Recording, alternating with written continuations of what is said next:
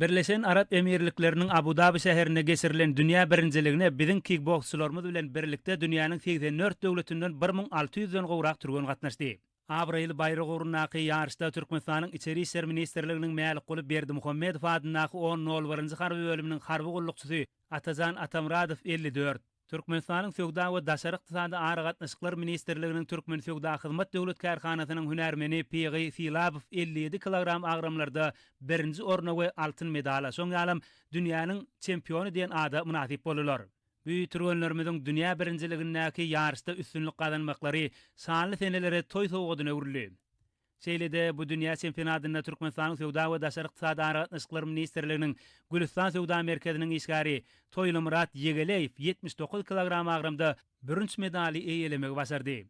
Şeýlelikde bu halkara ýarşynda türkmen türgenleriniň gazanan ýeňişleri türkmen sportunyň belin derejelere göterilýändiginiň nobatdaky suwutnamasyna öwrüli.